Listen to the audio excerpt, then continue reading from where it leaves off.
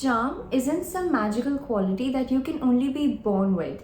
And if you have always wondered how you can be more charming, then this video is for you.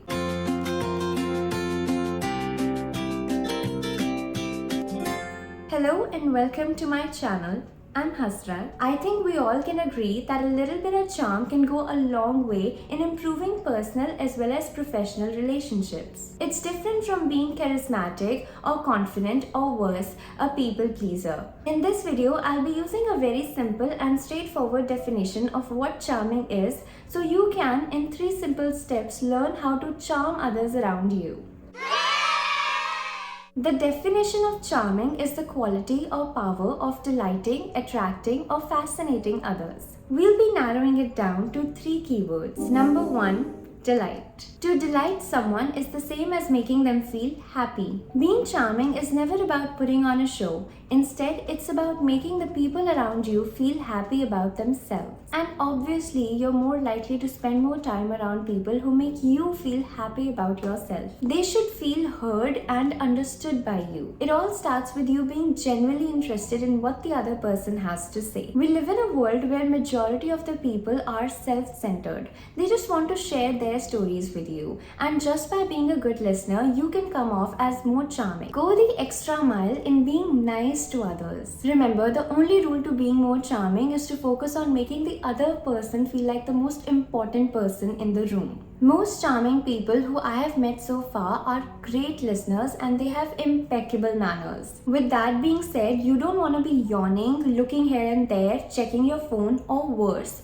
interrupting others while they are talking. Make an effort to understand why that topic or story is important for that particular person to share at the moment. If you can, ask open-ended follow-up questions. This is a lot better than you giving some generic compliment to someone. By asking more questions, you show that you are genuinely interested in knowing more about that person. And that's a lot better than making some lame attempts to flatter them. Also, in order to be delightful, you need to focus on your facial expressions and posture at all times. Instead of laying back and crossing your arms, try to keep an open posture and lean in towards the other person in a non-creepy way. Be responsive, maintain eye contact, laugh at their jokes and nod your head to show that you agree with what they are saying. These are all basic little gestures, but they can make a lot of difference in social gatherings. Even if you are in a crowd, try to pay undivided attention to the person who is talking and you'll automatically be charming them. Number 2, attract. Now, before you jump to any conclusions, I repeat that charming people never focus on becoming the center of attention. You don't have to dress extravagantly or behave in a certain way to get all the eyeballs. In fact, when you do something like this, then people around you can easily tell that you are begging for their attention, and that is downright repulsive. So basically, in order to be attractive, you need to keep it real